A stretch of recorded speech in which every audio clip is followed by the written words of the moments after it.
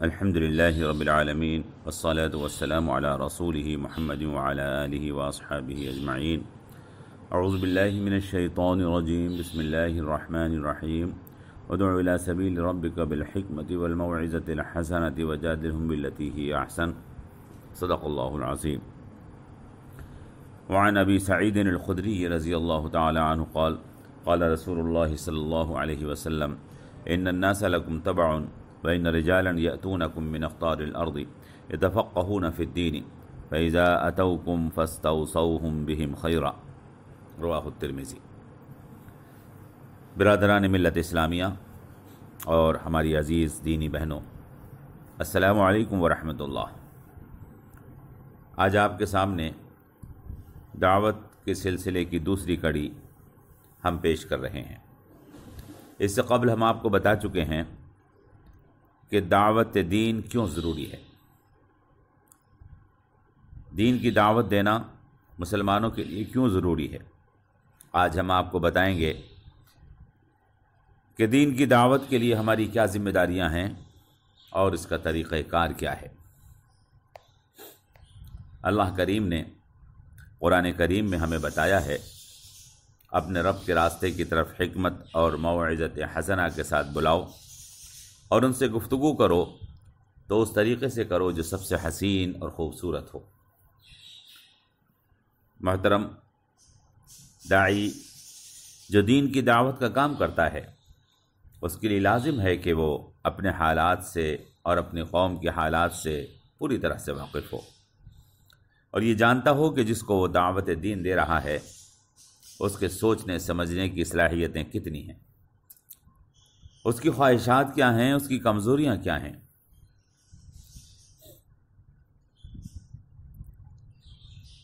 جس بارے میں داعی بات کر رہا ہے مدعو کتنا جانتا ہے. داعی کا مقصد ہوتا ہے کہ وہ قوم کے افراد کو درست راستہ بتائے، اس کو گمراہی سے نکال کر ہدایت کا نور دکھائے. جب تک وہ ان حالات سے واقف نہیں ہوگا دوسروں کی رہنمائی نہیں کر سکتا، وہ کسی کی اصلاح نہیں کر سکتا. میرے محترم دوستوں اور عزیز بہنوں، داعی دین اسلام کے لیے ضروری ہے کہ اس کو دین کی صحیح معرفت حاصل ہو. داعی اسلام کے لیے ضروری ہے کہ وہ باہمت اور اولو العزم ہو، ہوا اور ہوس جیسے گندے جذبات سے پاک ہو، دنیا کی ناپائیداری بخوبی جانتا ہو اور سمجھتا ہو. داعی کے لیے ضروری ہے کہ اس کا مقصد آخرت کی نجات ہو، کسی دنیاوی فائدے کی طرف اس کی نظر نہ ہو، اس کی نظر صرف اور صرف آخرت پر ہو. داعی اسلام کے لیے ضروری ہے کہ وہ جانتا ہو جس کو میں دعوت دین دے رہا ہوں اس کی عقل اور سمجھ کا معیار کیا ہے. یاد رکھیے، بے صلاحیت اور کم عقل لوگوں پر زیادہ محنت کم نتائج سامنے لاتی ہے اور باصلاحیت عقل مند اور علم والے لوگوں پر کم محنت کرنی ہوتی ہے اور نتائج جلد اور بہتر سامنے آتے ہیں.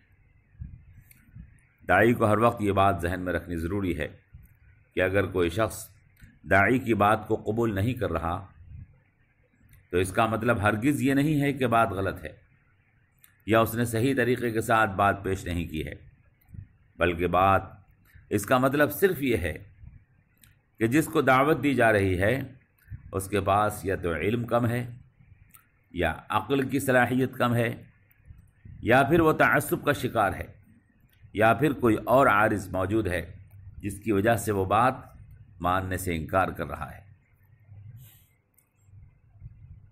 بعض لوگ نصیحت کرتے ہوئے مدعو کی عزت نفس پر یا اس کے عقیدے پر ایسی چوٹ مار دیتے ہیں جس سے وہ چراغ پا ہو جاتا ہے. لہذا داعی ہرگز کوئی ایسی بات نہ کرے جو مدعو کو ناگوار گزرے یا آپ کی نصیحت اس کے اوپر بار ہو. داعی کے اندر یہ سلیقہ ہونا بہت ضروری ہے کہ کب کس سے کیا بات کی جائے.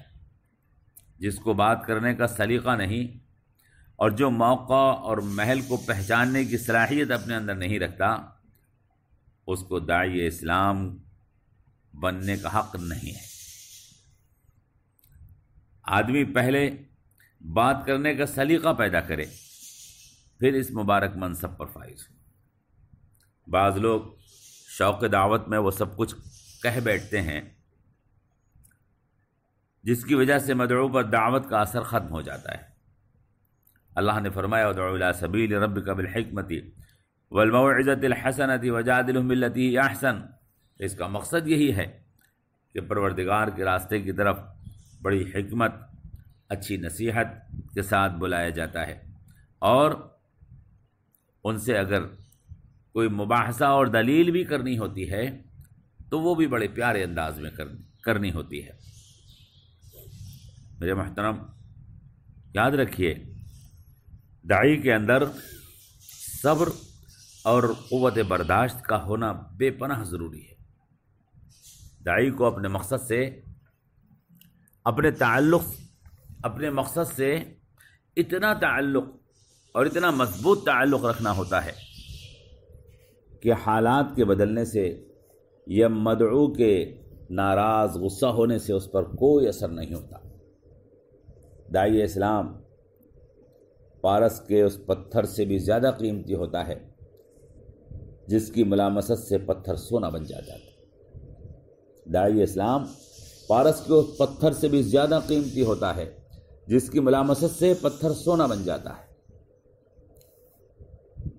داعی اللہ کے رسول کا نائب ہے، اس کا مقصد گمراہوں کو ہدایت دینا ہے، یعنی گمراہوں کو ہدایت کا راستہ سجھانا اور بتانا ہے۔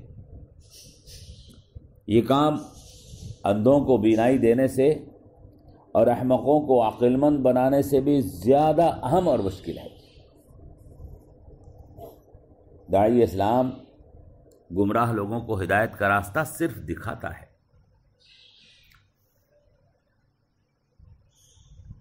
ہدایت اس کے ذمہ نہیں ہے۔ داعی اسلام کا کام یہ ہے کہ وہ مردوں کو زندہ کرتا ہے۔ اس کا سامنا گمراہوں سے، جاہلوں سے اور تعصب میں غرق لوگوں سے ہوتا ہے جن کو اسے علم، ایمان اور کردار سے مزین کرنا ہوتا ہے۔ رسول اللہ صلی اللہ علیہ وسلم طائف میں پتھر کھائے، عذاب کے فرشتے کی درخواست کو آپ نے مسترد فرما دیا، اور کیا فرمایا؟ رب اہدی قومی فإنہم لا یعلمون، اے میرے پروردگار میری قوم کو ہدایت دے دے، یہ کچھ جانتے نہیں ہیں۔ داعی اسلام کو صابر ہونا چاہیے، اس کا صبر کتنا مستحکم ہونا چاہیے، اس کی قوت برداشت کتنی حیرت انگیز ہوتی ہے، اس کو سمجھنے کے لیے قرآن کی ایک آیت بہت کافی ہے جس میں اللہ نے فرمایا فاصبر لحکم ربک ولا تکن کصاحب الحوت، فاصبر لحکم ربک ولا تکن کصاحب الحوت، اپنے رب کے حکم کی وجہ سے صبر کرو اور مچھلی والے کی طرح سے مت ہو جانا۔ مچھلی والے یعنی حضرت یونس علیہ السلام، جو قوم سے اس لیے خفا ہو گئے تھے کہ اس نے بات نہیں مانی تھی اور چلے گئے تھے، ان کو دریا کی مچھلی نے نگل لیا تھا۔ اندازہ کرو داعی اسلام کے اندر کیسا صبر درکار ہے، ایسا صبر درکار ہے جو حضرت یونس کے قدموں پر بھی بھاری پڑ گیا تھا۔ برادران اور ہمشیرگان ملت اسلامیہ، آپ کو داعی اسلام بننا ہے، اور آپ داعی اسلام کیوں نہ بنیں جبکہ آپ دیکھ رہے ہیں کہ دنیا بھر میں طاغوتی اور شیطانی طاقتوں نے اسلام اور مسلمانوں کو ختم کرنے کے لیے دجالی سازشیں شروع کر رکھی ہیں۔ یقیناً اس وقت ہر مسلمان کو داعی اسلام کا کردار ادا کرنا چاہیے، اور ہم یہ طے کریں کہ باقی زندگی ہم اسی حیثیت سے گزاریں گے۔ اس لیے ضروری ہے کہ آپ آج ہی سے بلکہ ابھی سے طے کریں کہ مجھے اپنے اندر کچھ اعلیٰ صفات پیدا کرنی ہے۔ آپ طے کریں کہ مجھے اپنی زندگی میں کچھ تبدیلی لانی ہے اور اپنی شخصیت کو ایک نئے انداز سے مستحکم بنیادوں پر کھڑا کرنا ہے۔ ہم آپ کو بتائیں کہ آپ کو اگر داعی اسلام بننا ہے تو پھر آپ کو کیا کرنا ہے؟ سب سے پہلے آپ کو معاشرے کے کچھ اچھے لوگوں سے رابطہ بنانا ہے، ان کے قریب جانا ہے، اس طرح کہ ان کو یہ احساس نہ ہو کہ آپ کو ان سے کوئی لالچ ہے یا آپ کسی ضرورت سے ان کے پاس آ رہے ہیں۔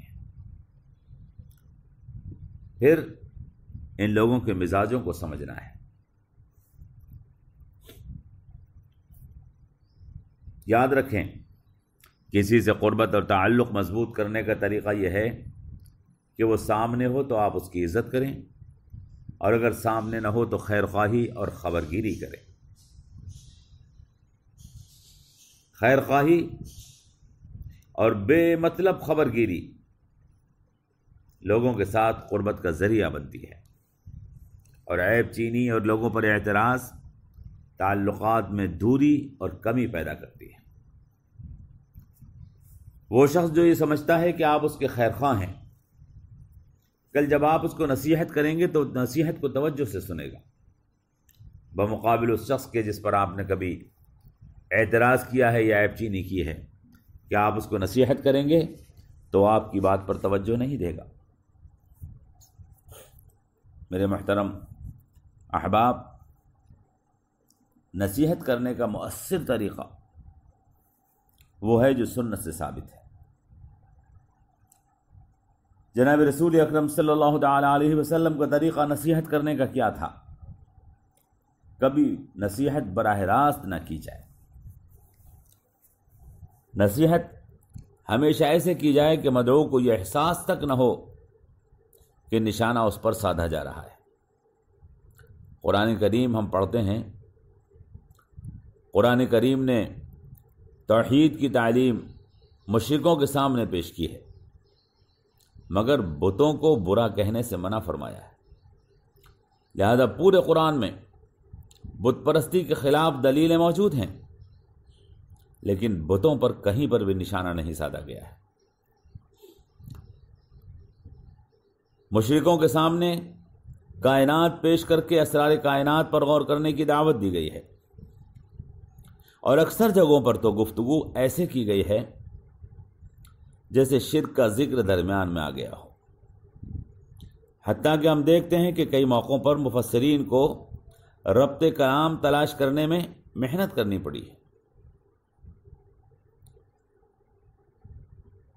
میرے محترم احباب، ہمیں دین کی دعوت کے کام کو انجام دینا ہی ہے، اور اس زمانے میں تو دین کی دعوت کا کام ہر مسلمان کے لیے بے پناہ ضروری ہے۔ داعی کے لیے دعوت دینے سے پہلے ضروری ہے کہ دین کا جو تصور وہ پیش کرنا چاہتا ہے، جس دین کو وہ پیش کرنا چاہتا ہے، اور جس دین کا نقشہ وہ مدعو کے سامنے پیش کرنا چاہتا ہے، اس کا پورا استحضار اس کو حاصل ہو، یعنی وہ اچھی طرح سے جانتا ہو کہ عبادت کا مطلب محض روزہ، نماز، حج، زکوٰۃ یا چند مخصوص اعمال تک محدود نہیں ہے۔ اسے معلوم ہونا چاہیے کہ مومن کی زندگی کا ہر عمل عبادت ہے۔ اگر مومن شریعت کے مطابق عمل کرے تو اس کا کھانا، پینا، سونا، جاگنا، شادی، بیاہ، حصول تعلیم، روزگار، بزنس، ملازمت، حتیٰ کہ دوستی اور دشمنی بھی عبادت بن جاتی ہے۔ کام کو عبادت بنانے کے لیے دو چیزوں کی ضرورت ہے: نیت اللہ کی رضا کے حاصل کرنے کی ہو، اور عمل کی شکل سنت کے مطابق ہو۔ کام کو عبادت بنانے کے لیے بس دو چیزوں کی ضرورت ہے: نیت اللہ کی رضا حاصل کرنے کی ہو، اور کام کی اور عمل کی شکل سنت کے مطابق ہو۔ ان دو باتوں کے ساتھ جو کام بھی کیا جائے گا وہ عبادت بن جائے گا، اور یہ دو باتیں موجود نہ ہوں تو نماز، روزہ، زکوٰۃ اور حج جیسے اعمال بھی عبادت نہیں رہیں گے۔ تو داعی کے سامنے اپنے مقصد کو لوگوں کے سامنے پیش کرنے کا پورا استحضار ہونا چاہیے، دعوت کا صحیح مفہوم اس کے سامنے ہونا چاہیے۔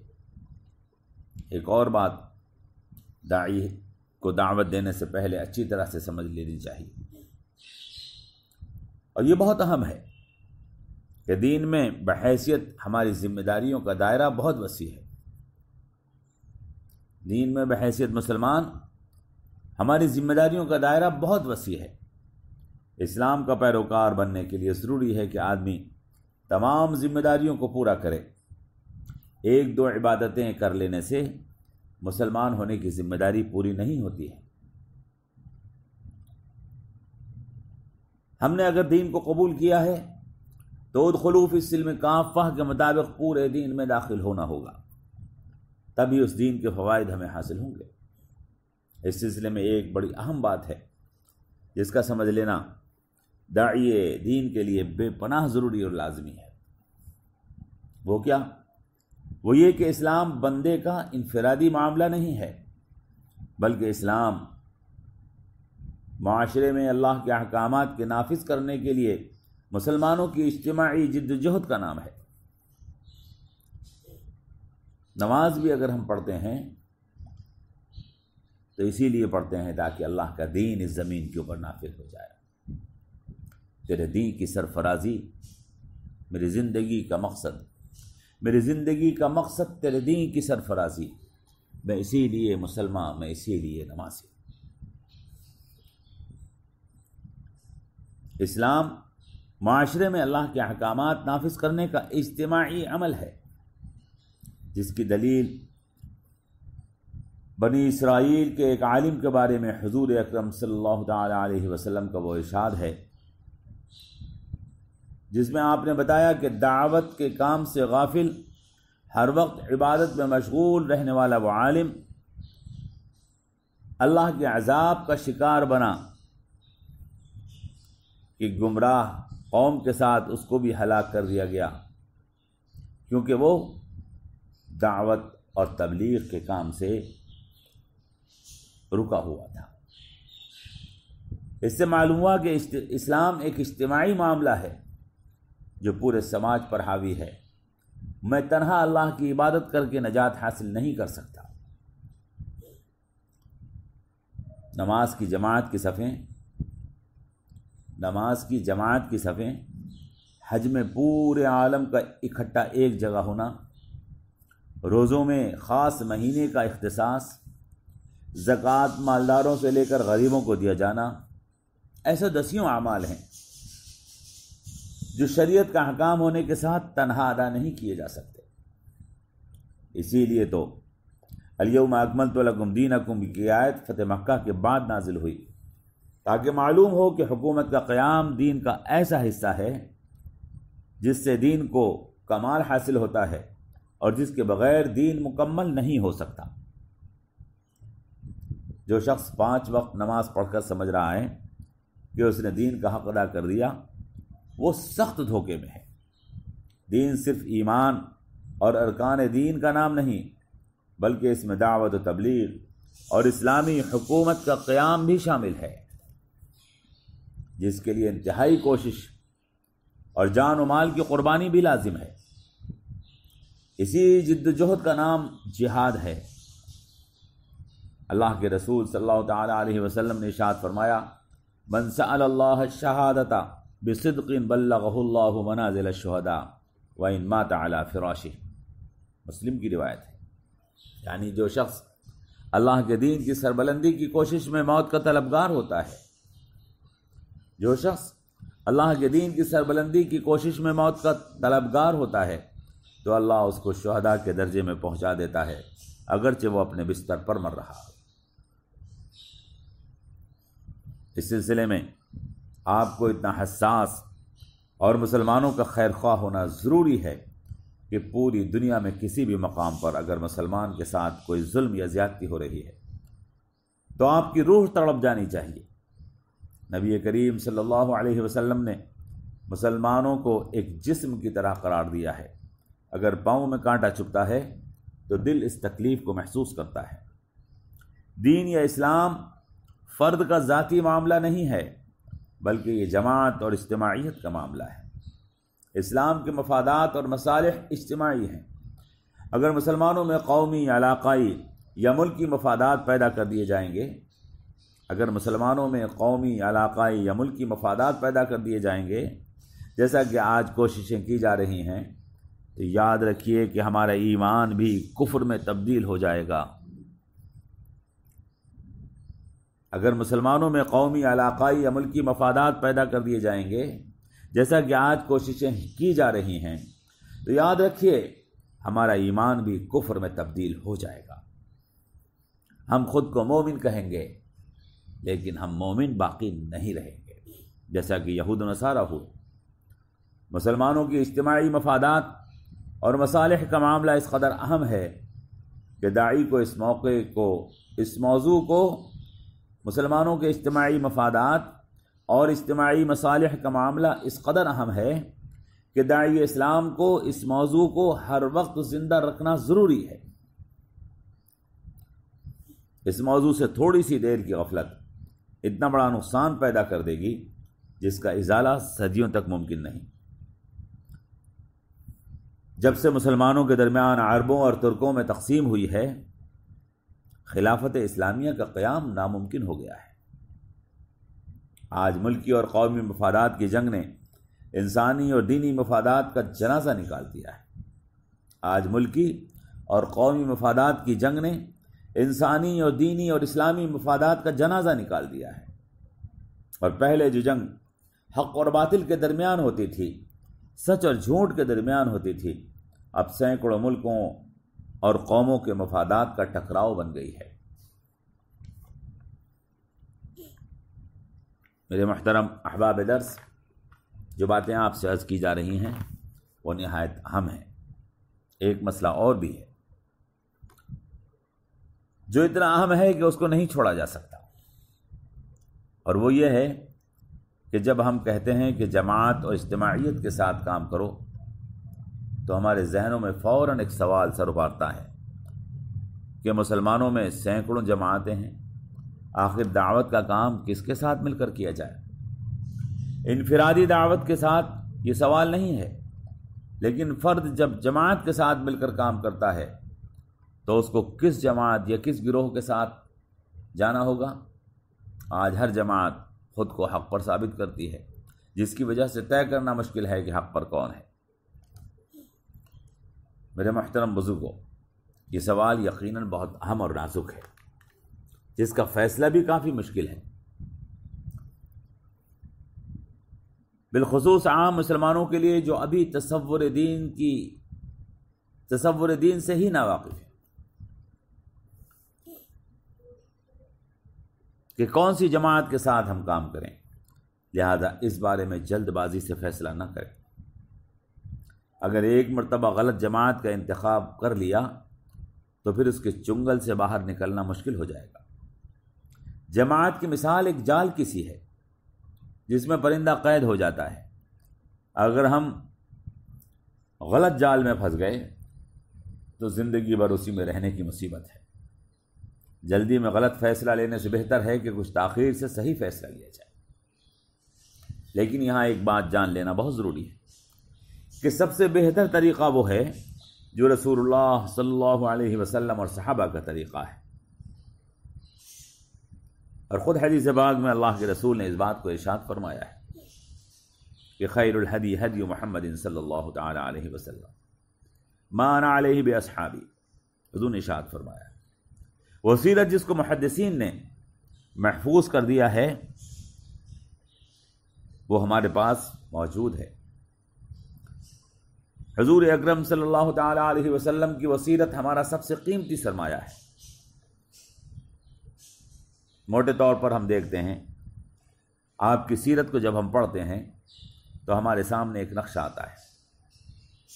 جناب نبی کریم صلی اللہ تعالی علیہ وسلم کی زندگی، بالخصوص نبوی زندگی، مکے میں غار حرا سے شروع ہوتی ہے اور دار ارقم ہوتے ہوئے شعب ابی طالب اور غار ثور سے ہجرت کرتی ہوئے مدینہ تک پہنچتی ہے۔ پھر سفر ہجرت کے بعد سے لے کر جو آپ کی زندگی مسجد نبوی میں شروع ہوتی ہے، مسجد نبوی سے شروع ہوتے ہوئے بدر، احد، خندق، حدیبیہ، حنین سے فتح مکہ تک پہنچتی ہے۔ پھر فتح مکہ کے بعد آپ کی سیرت الیوم اکملت لکم دینکم کے مجدے کے ساتھ حجۃ الوداع پر مکمل ہو جاتی ہے۔ اگر کوئی متلاشی حق جماعت حقہ کی تلاش و جستجو میں ہے تو اس کو مختلف فرقوں کے نمائندہ عالموں کی کتابوں اور مختلف فرقوں کے عالموں کی تقریروں میں تلاش کرنے کے بجائے، اگر کوئی تلاش حق کرنے والا جماعت حقہ کی تلاش اور جستجو میں ہے تو اس کو مختلف فرقوں کے نمائندہ عالموں کی کتابوں اور تقریروں میں تلاش کرنے کے بجائے قرآن کریم اور آپ صلی اللہ علیہ وسلم کی سیرت مبارکہ میں تلاش کرنا چاہیے۔ متلاشی جماعت حقہ کی صفات کو آپ سیرت کی مطابقت کے ساتھ تلاش کریں تو یہ زیادہ مشکل کام نہیں ہے، یہ بہت آسان اور سہل ہے۔ اگر ہم جناب رسول اکرم صلی اللہ تعالی علیہ وسلم کی سیرت مبارکہ اور صحابہ کی زندگی کو اپنے سامنے رکھیں تو جماعت حقہ کا تلاش کر لینا کچھ مشکل نہیں ہے، لیکن اس کے لیے ایک شرط ہے کہ ہمیں اس جال اور پنجرے سے باہر آنا ہوگا جس میں ہمیں مختلف لوگوں نے قید کر رکھا ہے۔ یاد رکھیں، ہمیں کسی نہ کسی جماعت میں رہنا ہے، کوئی نہ کوئی طوق گلے میں ڈالنا ہے، ہمیں کسی نہ کسی پنجرے میں قید ہونا ہے۔ یا تو ہم مختلف شخصیتوں اور جماعتوں کے پنجروں میں اپنے آپ کو قید کر کے اللہ کے اور اس کے رسول سے خود کو دور کر لیں، یا پھر اللہ اور اس کے رسول اور صحابہ کی جماعت میں شامل ہو کر رسول اللہ صلی اللہ تعالی علیہ وسلم کی غلامی کا طوق اپنے گلے میں ڈال لیں۔ یہ فیصلہ خود ہمیں کرنا ہے کہ غلامی اللہ اور اس کے رسول کی بہتر ہے یا پھر دوسری جماعتوں اور دوسری شخصیتوں کی۔ کوئی آدمی اگر یہ کہے کہ اس صورت میں تو ہمیں اپنی جماعتوں کو چھوڑنا پڑے گا، تو ہاں، اگر ایسا کرنا پڑ جائے کہ اللہ کی غلامی اختیار کرنے کے لیے، اللہ کے رسول صلی اللہ تعالی علیہ وسلم کی غلامی اختیار کرنے کے لیے، اللہ اور اس کے رسول اور صحابہ کے طریقے پر چلنے کے لیے اگر ہمیں دوسروں کے پنجروں کو توڑنا اور پھوڑنا پڑے اور ان جالوں کو کاٹنا پڑے تو ہمیں ایسا کرنا چاہیے۔ اور جماعت حقہ اگر ان جماعتوں کے اندر ہمیں حاصل نہیں ہو رہی ہے تو اس کی تعمیر کی بنیادیں ڈالنا چاہیے۔ حق جماعت وہی ہے کہ جو اللہ اور اس کے رسول اور اس کے صحابہ کی جماعت ہے، اور جو اللہ اور اس کے رسول اور صحابہ کے طریقے پر ہے، اور اسی کی دعوت کے پیغام کو ہمیں لے کر کھڑا ہونا چاہیے۔ وہی دعوت جو رسول اللہ صلی اللہ علیہ وسلم نے مکہ سے شروع کی تھی اور جس کا کمال مدینہ ہوتے ہوئے دوبارہ سے حجۃ الوداع کے موقع پر مکمل ہو گیا، اسی دعوت کو لے کر ہمیں پھر سر نو کھڑا ہونا ہوگا تاکہ دنیا سے ظلم اور شرک اور طاغوتی طاقتوں کا جبر ختم ہو اور اللہ کی مہربانیوں کی بارش اس زمین کے اوپر نازل ہو، اللہ کے بندوں پر اللہ کی مہربانیوں کا نزول ہو۔ اس کام کے لیے ہمیں آگے بڑھنا ہوگا اور ہمیں تیاری کرنی ہوگی۔ ایک داعی کی حیثیت سے اپنی حیثیت کو ہمیں پہچاننا ہوگا اور بحیثیت مسلمان پوری زندگی دعوت کا کام ہمیں کرنا ہوگا۔ اللہ تبارک و تعالی ہمیں آپ کو سب کو دین کی دعوت کے لیے قبول فرمائے اور بحیثیت داعی ہمیں لوگوں کے لیے نور ہدایت پہنچانے والا بنائے، اور اللہ کے رسول کے الفاظ میں ہماری نجات کے لیے کافی ہے اگر ایک آدمی بھی ہمارے ذریعے سے ہدایت کو حاصل کر لے۔ والسلام علیکم ورحمۃ اللہ وبرکاتہ۔